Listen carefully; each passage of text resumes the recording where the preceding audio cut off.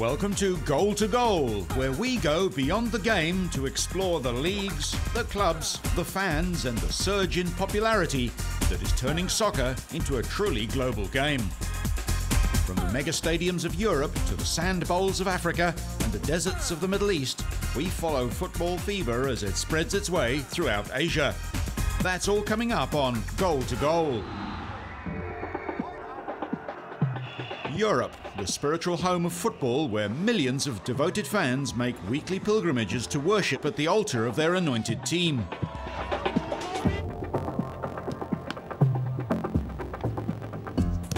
Although soccer may not yet be a recognised religion, for the millions of fans scattered across Europe, it comes pretty close. And who can blame them? With the best leagues in the world boasting a roll call of some of the greatest footballers of all time, playing in the best stadiums on the planet, it's hard not to get fanatical.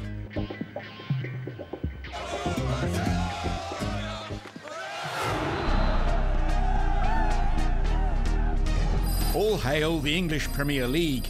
With television viewers in over 200 countries and an average attendance of just under 35,000 fans per game, the English Premier League, or EPL, is the most popular soccer league in the world.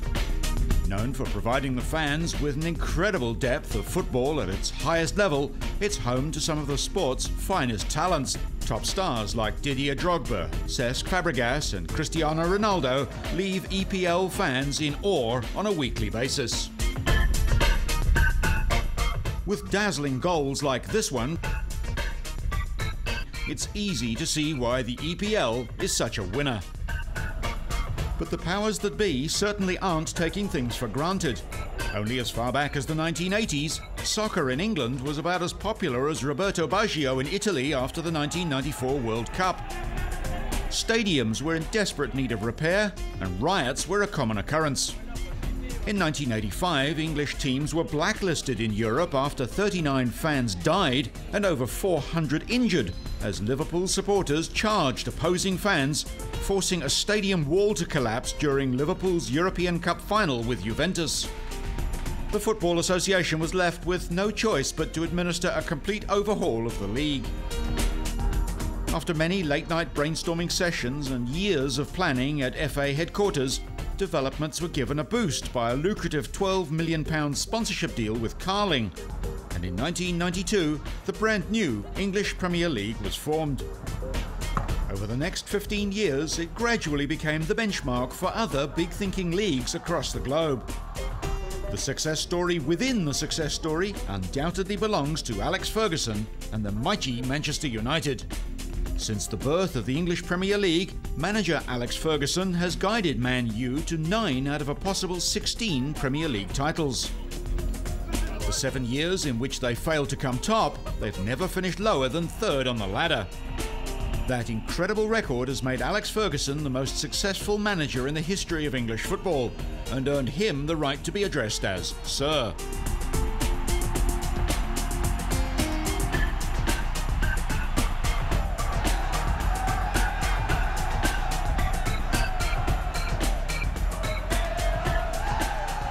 Well, it's unprecedented for someone to have the level of success that he has had over such a sustained period of time is absolutely remarkable, and I think it illustrates the strength of character that he has and his determination and his work ethic.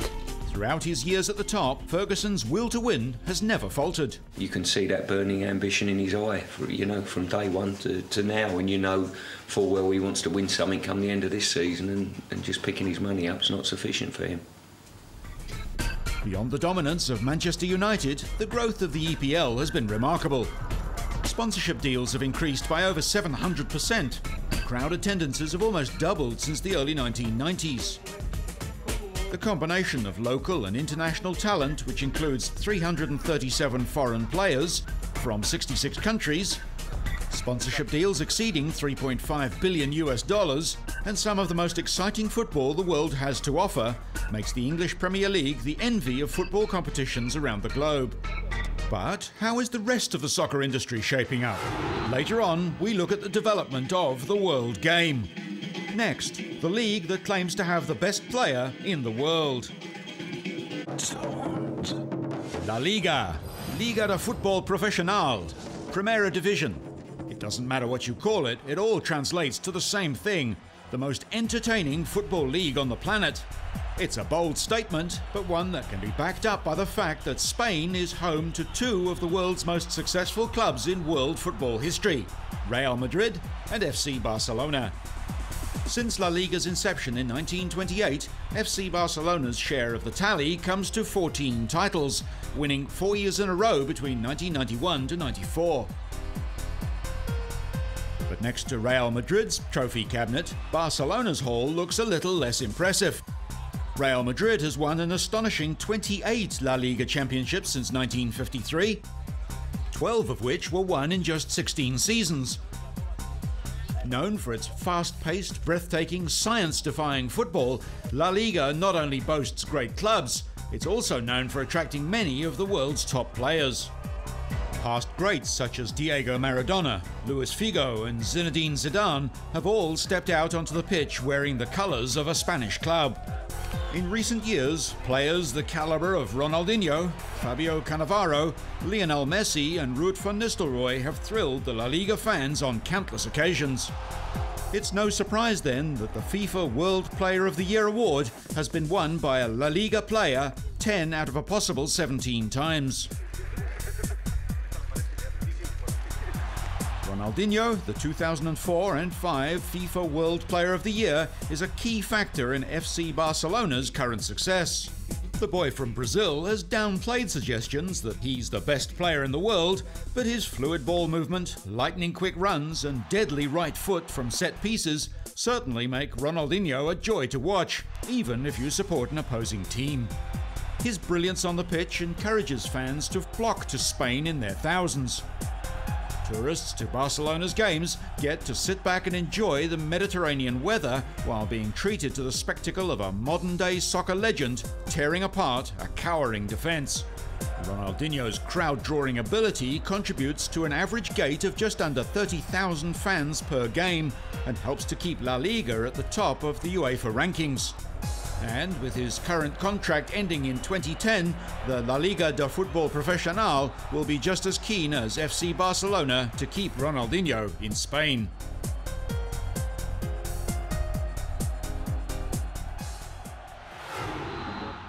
If the English Premier League is the most watched competition around the world and La Liga the most entertaining, then the Bundesliga would have to be the biggest crowd puller.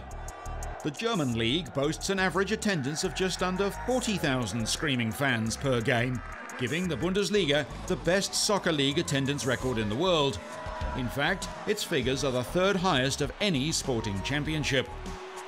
The fact that the standard of football may not be quite up to that of the English Premier League and La Liga doesn't seem to bother the German fans who consistently cram their home stadiums to capacity.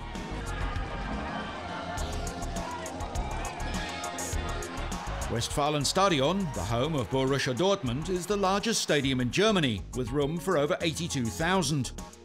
Known as the Bundesliga's Opera House, the famous South Stand Terrace holds 25,000 fans on its own. In 2004 and 5, more than 1.4 million fans flocked to the stadium, working out an average of over 77,000 per match, creating both a German league and a European footballing record. The size of crowds that regularly flock to the mammoth Westfalenstadion ensure that every game played here is met with an incredible atmosphere.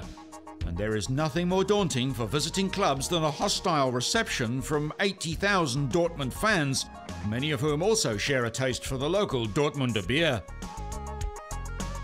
Not quite as large, but just as impressive, is Allianz Arena, the home of FC Bayern Munich and the football stadium of the future. Similar in shape to a blow-up raft, the dimpled facade has also been described as a squashed golf ball. The first player to score a goal here was Owen Hargreaves against Borussia Mönchengladbach in their 3-0 win. One of the arena's most distinctive design traits is its translucent outer layer, which glows in the dark in a variety of colours. At night, the space-age structure takes on a shimmering, otherworldly aspect. You might be forgiven for thinking that E.T. would feel just as comfortable here as an adoring Bayern Munich supporter, and there are quite a few of those. In fact, FC Bayern Munich can count on an average of 66,000 screaming fans to get behind them at their home games. They've been Bundesliga champions on 20 occasions, winning 6 of those titles since 1999, putting Bayern up there with the other great clubs in Europe. Having said that, the team's lacklustre performance in the 2006-07 season inspired Bayern to institute major changes at the club. Currently boasting Oliver Kahn and Lukas Podolski in the lineup, the club's fans are treated to the skills of 2 of the world's best players on a weekly basis.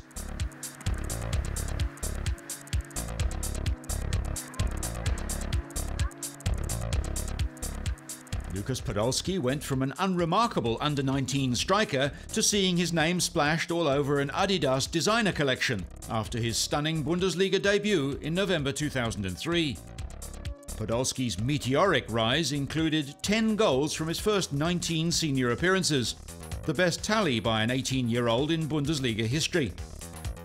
Labelled Prince Poldi by his fans, Podolski was voted the first Gillette Best Young Player in the 2006 World Cup. Still a young player, Podolski's sleek movements and explosive runs through the midfield consistently thrill the Bundesliga fans. Often compared to Man U's Wayne Rooney, great things have been predicted for this Bayern Munich striker.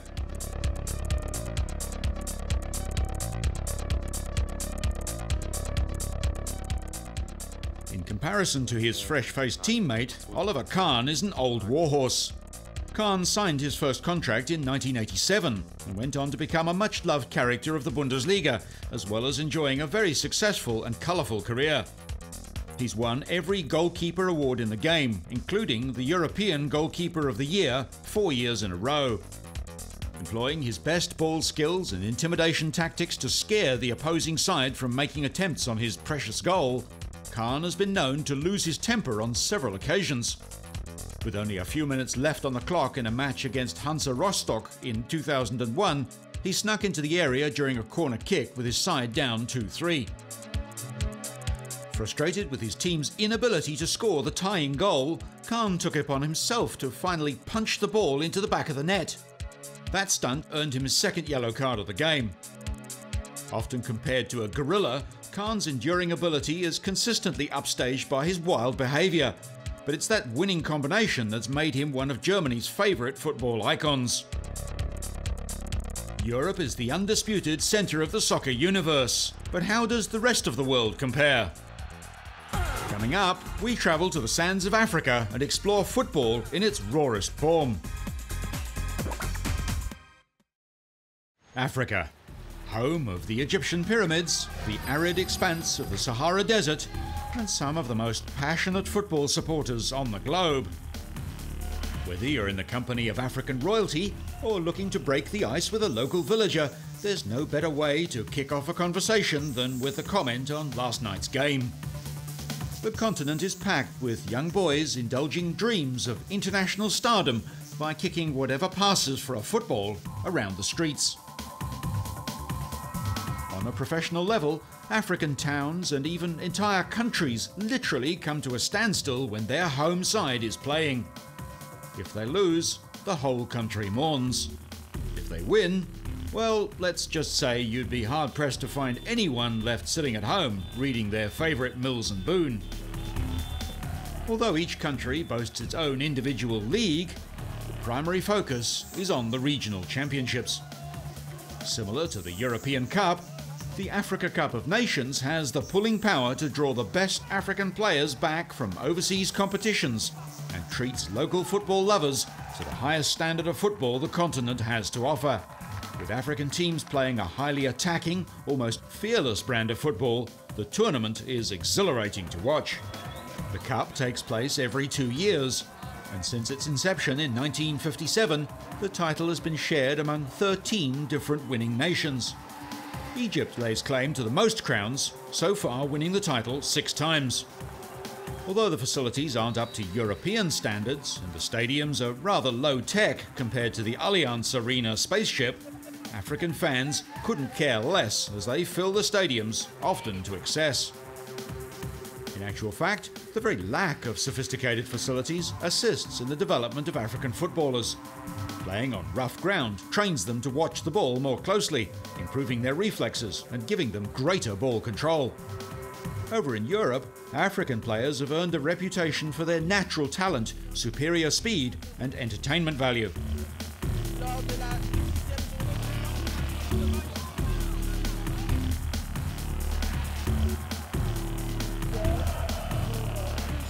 Chelsea striker and Ivory Coast international Didier Drogba is a prime example. However, it wasn't until the 2006-07 season that Drogba really made his mark, when he racked up a massive 20-goal total in the Premier League to win himself the Golden Boot. His enormous talent assisted in his home country's first ever qualification for the World Cup finals of 2006. Scoring 9 sizzling goals in 8 qualifiers, he single-handedly guided his country into the world's blue ribbon competition. Despite his brilliance, the Ivory Coast wasn't able to get past the first round, but they certainly didn't go down without a fight, staging one of the best comebacks of the tournament. After conceding 2 early goals to Serbia-Montenegro, an embarrassing departure from the World Cup looked imminent. However, Ivory Coast's sheer grit and determination suddenly pulled one out of the hat to turn certain defeat into surprise victory, downing the opposition 3-2. This remarkable victory led to wild parties in the streets of Ivory Coast and assured the players of a hero's reception when they flew in from Germany. Similar celebrations broke out on the streets of Ghana as their boys went one better and made it to the second round. Beating the Czech Republic and the USA in one of the biggest upsets of the tournament, World Cup virgins Ghana arrived in Germany with a will to win. We aren't coming to the World Cup just to have a kick around. We're here to represent Africa. I have to say, Cameroon were the pioneers. They opened the doors for us. They played well for a long time, like Nigeria and Senegal. And now we want to show everyone where Ghana is. We want them to remember Ghana for a long time. After an undefeated year in 2005 and a great showing at the 2006 World Cup, Ghana was ranked 14th best team in the world, the best of any African nation. Their recent success could be attributed to their powerfully athletic and inspiring midfielder, Michael Essien. In 2005, Essien joined fellow African Didier Drogba at Chelsea. Signing for a transfer fee of £24.4 million, Chelsea manager Jose Mourinho saw Essien as a valuable member of the side's lineup. I was looking for a player to finish what we believe is a very, very strong squad in every position and every department of our squad. And we believe he's the best we can get for that position. He's young. He has a lot of ambition. He won a lot of things, but only in French league. This is a new reality for him, and not yet success in European competitions. So he's full of ambition, and he has the profile of player we want. I know that the questions will be around the money, will be around the amount of money Chelsea had to spend to bring him here. But that's the reality of modern football. He started in almost every game since, and it didn't take long for Chelsea's new star to prove that he was worth the big bucks. Winning over the fans almost instantly, his popularity was confirmed in the season of 2006-07 when he became the first African to be voted Chelsea Player of the Year. In that same year, he also won the Chelsea Goal of the Season for his rocketing curling equaliser against Arsenal from 35 yards.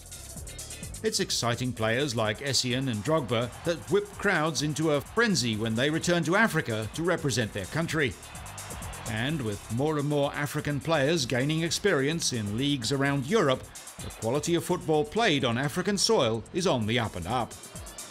Whether or not the football facilities will live up to the reputation of its players will soon be put to the test as South Africa gears up to host the 2010 FIFA World Cup. The guaranteed inclusion of 6 African teams in the finals will no doubt raise the popularity of soccer in Africa from mere obsession to rampant mania. Although not traditionally a strong footballing region, Asia and Oceania has shown some incredible growth in recent decades, both on and off the pitch. The sport's regional governing body, the Asian Football Confederation, or AFC, was founded in 1954 and currently consists of 46 nations.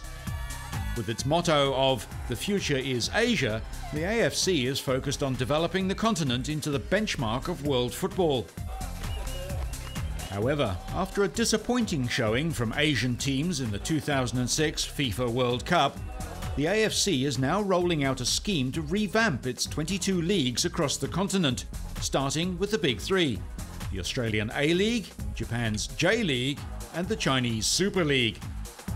The plan is to improve the facilities, increase competitiveness, and force the leagues to adopt a system of relegation and promotion similar to the leagues of Europe. This system will be easy to adapt to for Japan's J-League.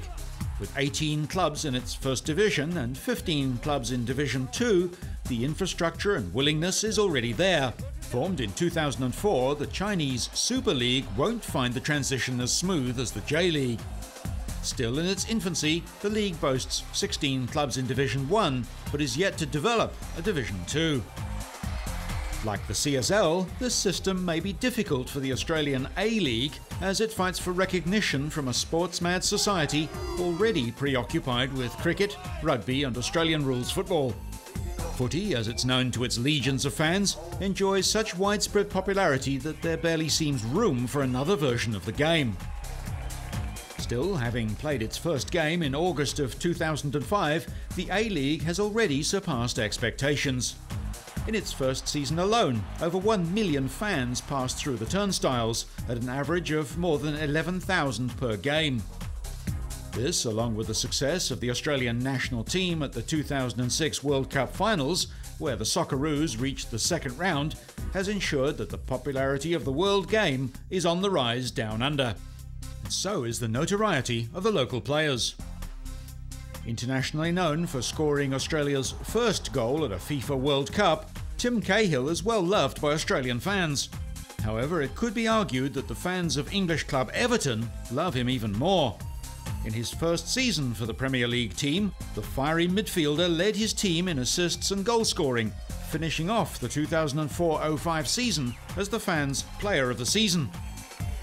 Renowned for his late surging runs into the box, tough tackling and precise headers, Cahill is listed as one of the most influential players in the EPL.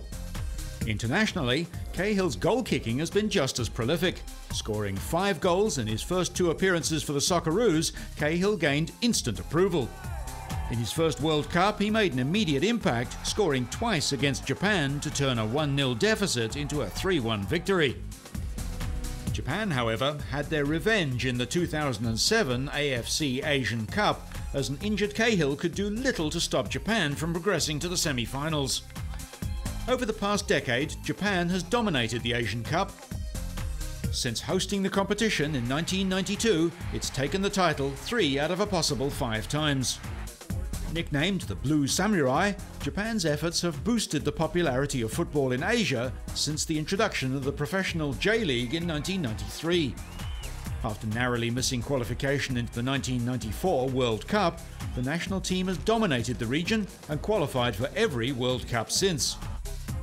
2002 marks Japan's best World Cup to date. Co-hosting with fellow Asian rivals South Korea, the Blue Samurai played flawless football to get through to the round of 16. In their group stage, they went undefeated, beating Tunisia 1-0, tying 2-2 with Belgium and upsetting European powerhouse Russia 1-0 in Japan's best game of the tournament. In front of more than 45,000 fans who crammed into Miyagi Stadium, the Japanese defence let through an early goal to see their opponents, Turkey, up 1-0. Despite controlling the ball for the remainder of the match, Japan couldn't quite come up with an equaliser. But while the playing skills of the Japanese national team were winning the respect of many football fans, English captain David Beckham was winning the hearts of others, especially the women. His boyish good looks and natural charm assist Becks in winning over more and more fans with every public appearance. And these fans are the best kind to have. They don't care how good he is at football or whether he's having an off day on the pitch. As long as this poster boy shows his face in public every now and then, they're happy.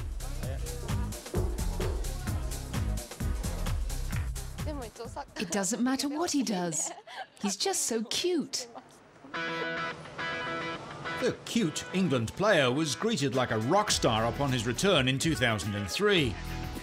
More than 1,000, mostly female fans packed into Narita Airport, waiting to get a glimpse of a sex symbol who sometimes plays football.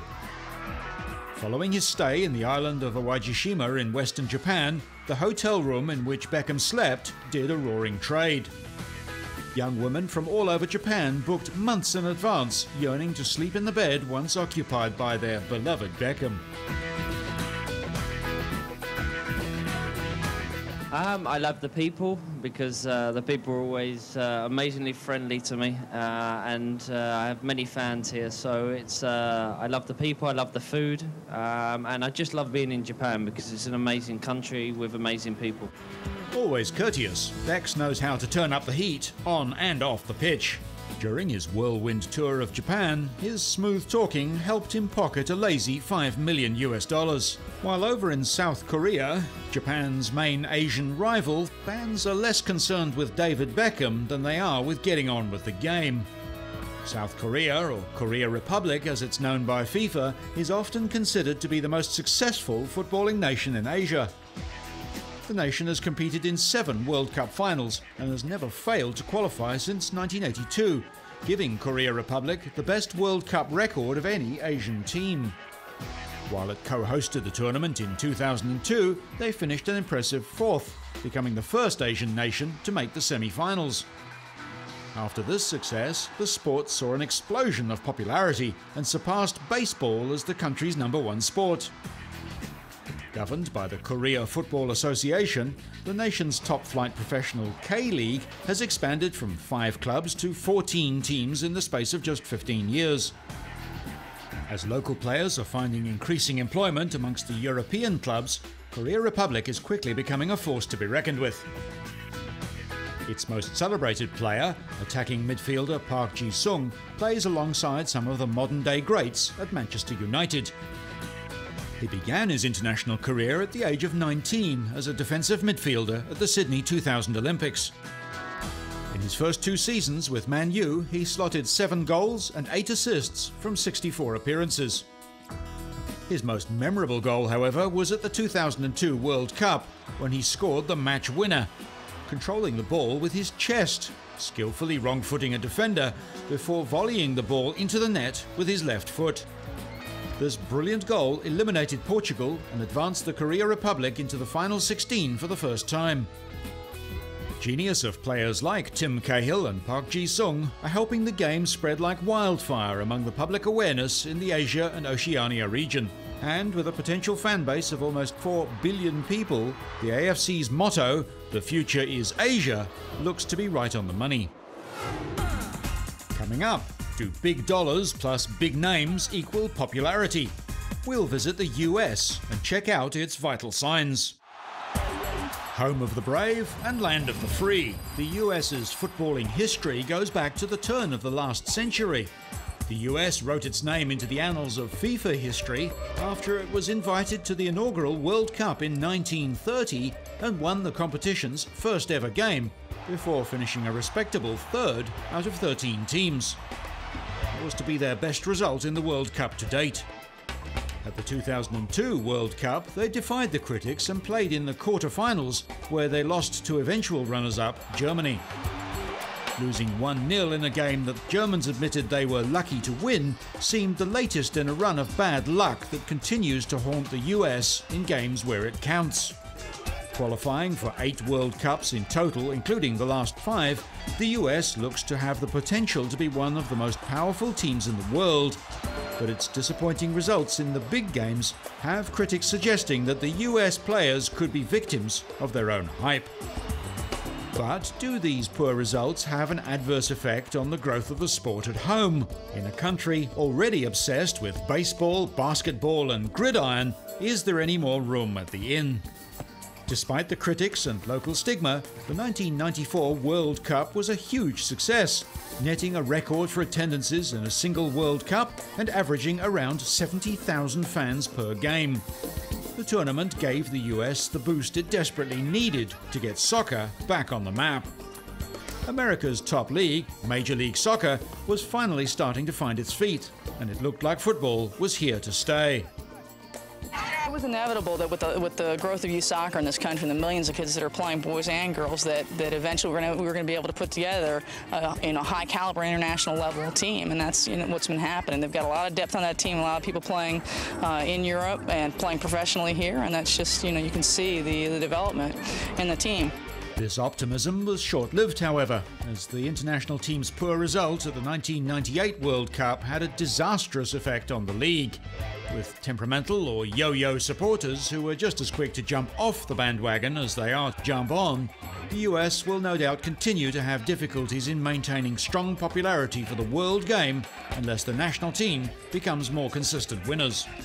For good or bad, America loves a winner. And I think people have waited a long time to say, hey, the U.S. needs to start winning against great, significant opponents in order for us to pay attention. And coming through and beating Mexico, that was one of the top teams in the World Cup this year, and a very strong regional rival for us, woke up the media here in this country. It woke up the general sports fan and showed them that we can accomplish great things against the best in the world. So it has done an enormous amount of injection of interest, if you will. To combat this, the MLS, in association with the United States Soccer Federation, has come up with some clever marketing strategies. The first of which was the debut of 14-year-old Freddie Adu for MLS club DC United. The Ghanaian-born attacking midfielder was immediately hailed as the next big thing for American soccer, after notching up an impressive first season with 7 goals and 3 assists in 2004. Although he currently plays for Portuguese club Benfica, Adu holds on to the hope of playing for the US in a World Cup. It'll be a dream come true. I've been waiting for that. It's something I when I was doing interviews about a couple of years ago, I said that was one of my goals, is to make this World Cup team, not the 2010 World Cup team. So if I'm able to do that, it'll mean a lot to me and my family. With the 2010 World Cup just around the corner, Freddie won't have to wait too long. In the meantime, he'll have to content himself with continuing to build his international reputation for producing the big goals. In July 2007, he scored a hat-trick in USA's 6-1 whitewash of Portugal in the group stage of the Under-20 World Cup. He made his first appearance for the senior international team against South Africa later in the year. In more recent years, the Major League Soccer has used the signing of the world's most well-known player to attract attention. Although in his twilight playing years, David Beckham has stirred up huge publicity for the MLS team, the LA Galaxy. His contract of around $130 million is believed to be a small price to pay to bring a resurgence of interest in the local game. Banking on Beckham to raise the profile of the MLS and encourage other international stars to follow suit, LA Galaxy president Alex Lalas couldn't be happier with a celebrity signing.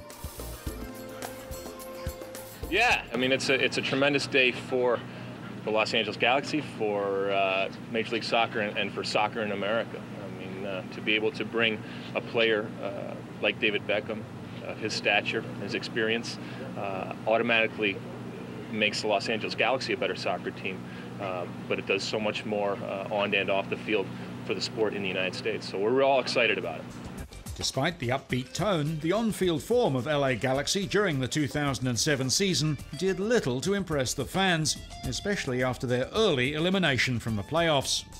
But there can be no doubt that the arrival of Beckham has not only been a boon to the local game, it's also helped promote the MLS to countries around the world. In late 2007, a capacity crowd came flocking to Australia's Telstra Stadium to watch a friendly between the A-League's Sydney FC and the LA Galaxy. In that same week, Beckham and his new teammates travelled to New Zealand to play the Wellington Phoenix in yet another sold-out stadium. While the LA Galaxy and the MLS may have to rely on the crowd-pulling talents of an ageing English player to enhance the game's popularity in the US, across the border in Central America, no such publicity stunts are needed to bring in the fans. With a FIFA ranking of 4th in 2006 and a current ranking of 16, Mexico has been its neighbour's greatest rival for over 70 years. In head-to-heads with the US, Mexico has proven its dominance by winning 29 out of their 54 games and has been beaten on only 15 occasions. Known as the most consistent team in the North and Central American region, Mexico has qualified for the World Cup 13 times. However, the Mexicans have yet to go all the way, only making it as far as the quarterfinals in 1970 and 1986. Before the 1990 FIFA World Cup, Mexico was controversially disqualified from international competition for 2 years for using players over the age limit allowed in the Olympic competition. The 2-year ban was originally enforced for the 1988 Seoul Olympic Games, as it was in the Olympic qualifiers where Mexico used the overage players. Despite this ban, Mexico bounced back strongly, qualifying for the next 4 World Cups and making it to the second round in each tournament. Mexico's captain and most important player, Rafael Marquez, doubles as a defensive midfielder for La Liga team FC Barcelona. Although he spent most of his career trying to prevent goals, Marquez has been known to sneak forward to score a few goals of his own. Most memorably, he went on the front foot in the 2006 World Cup to slot one past the Argentinian defence. Towards the end of 2007, it was rumoured that Barcelona were looking to trade off Rafa, as his injuries were starting to impede his football. However, after a brilliant 2007 Copa America, during which Rafa regained the best form of his career to guide Mexico to a gallant third, talks of a trade were dropped.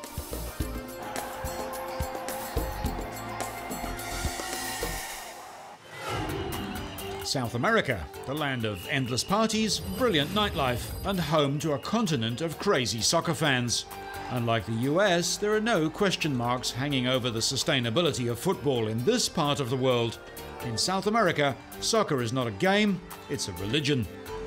As in Africa, there are children playing football on every street corner, kicking around anything that resembles a ball. When there's an important game on, business comes to a standstill. The fans do what they can to get to the game, watch it on television, or listen to it on the nearest radio. Overseeing football in this part of the world is the job of the Confederación Sudamericana de Fútbol, or the CSF. The CSF was founded in 1916 and boasts some of the most exciting international teams the world has to offer. And with the likes of Argentina, Brazil, Paraguay and Uruguay going head-to-head on a regular basis, it's easy to see how football has become such a weapon of mass distraction.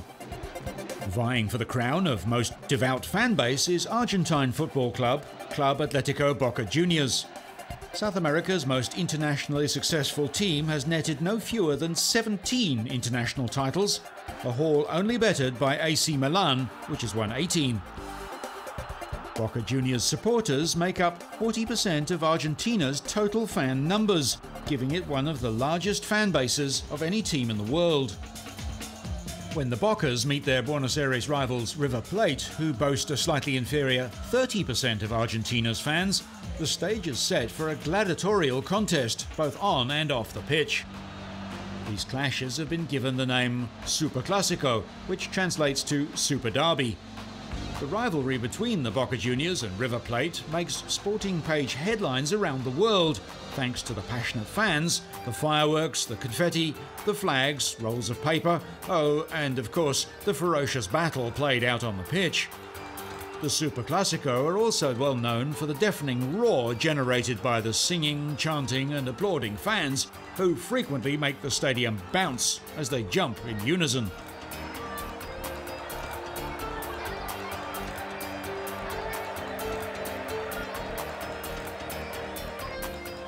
Although there has been the occasional riot, the English newspaper The Observer has put the Superclásico at the top of its list of 50 sporting things to do before you die. Competition is equally fierce between Argentina and neighbouring Brazil. The origins of this rivalry can be traced way back to the colonization of the Americas by competing conquerors Spain and Portugal. In Brazil, Club de Regatas do Flamengo, or simply Flamengo, have fans that may rival those of Boca Juniors in terms of sheer numbers. Its massive following of around 40 million fans makes it easily the most popular club side in Brazil. The club enjoyed its greatest years of dominance in the 1980s, but despite the huge support, Flamengo has struggled in Brazil's top league in recent years. And since 1992, it's topped the Campeonato Brasileiro Serie A only once. With Brazil's best playing for leagues in Europe, the quality of local football isn't as polished as in Europe. However, when their top stars return for tournaments like Copa America, the standard goes through the roof. The Copa America, the oldest running international competition in the world, pits the 10 South American countries of the CSF against one another and makes for one of the finest competitions outside of the World Cup. Held every 2 years, the all-conquering Brazil have won 4 out of the last 5 Copa Americas, and boasting a current lineup including Ronaldinho, Kaká and Robinho, it's easy to see why. Surprisingly, it was not Brazil but Argentina that went into the 2007 Copa America final as favourites to win a record 15th title, ending a 12-year drought. Despite the favouritism, Argentina were thrashed 3-0 in front of 40,000 cheering fans, handing Brazil their 8th Copa America title. Coming up, 198 nations and 1 trophy, the World Cup.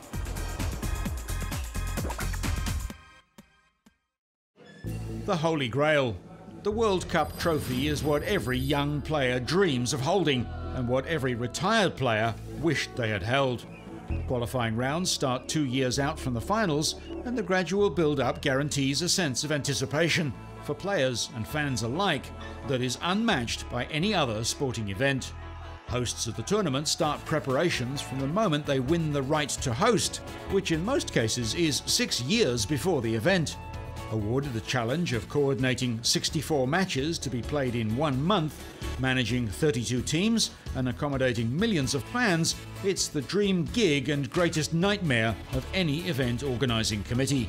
What makes the World Cup so prestigious is that it's so difficult to win.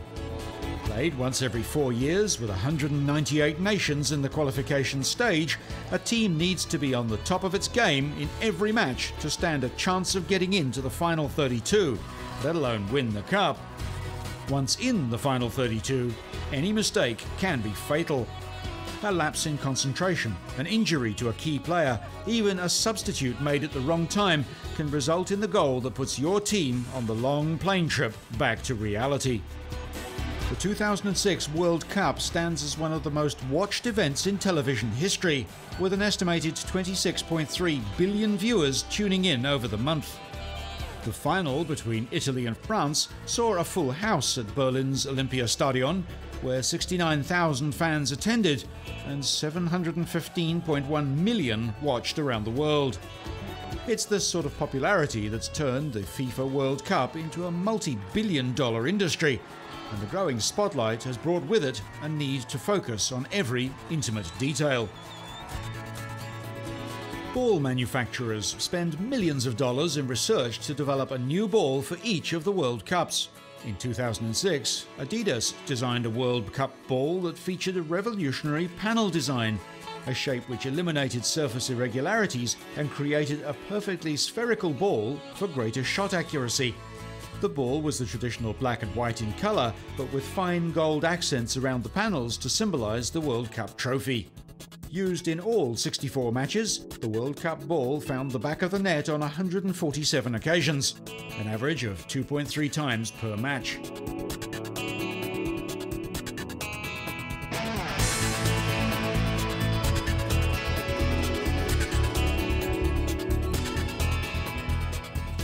Like the ball, coming up with a new mascot for each World Cup is another important aspect of the host nation's responsibility. In today's media-driven society, FIFA places a great importance on the role of the official mascot and its need to instantly resonate with fans. The 2006 mascot was a cheeky golden-haired lion named Goleo VI, who was teamed up with a loyal companion, Pili the talking football. Unlike their static predecessors, Goleo and Pili had animated personalities, adding to their charm and ability to connect with audiences. The confident lion admits to being football mad and has even tried his luck at penalty kicks. During the 2006 World Cup, Goleo was seen celebrating, singing and dancing with fans from all over the world. But after Italy's triumph in the 2006 World Cup, not even the animated Goleo could keep up with the scenes of jubilation that accompanied the Azzurri as they brought home their 4th World Cup. Italian players were treated to a hero's reception as they arrived at Pratico di Mare, a military airport on the coast just south of Rome. With a firm grasp on the World Cup trophy, Captain Fabio Cannavaro proudly brandished the game's top prize as he and fellow teammates were forced to weave through the crowds of adoring fans to the awaiting bus. That victory puts Italy outright second in the overall World Cup title rankings. Brazil leads the way with 5 World Cup wins and 2 runners-up trophies. The Brazilians also hold the record for being the only country to play in every World Cup since 1930. With the 2010 tournament just around the corner, World Cup fever is already breaking. Can African and Asian nations on the rise snatch the Holy Grail away from the clasp of Europe and South America? Or will the old firm dig their heels in and hold the trophy aloft yet again?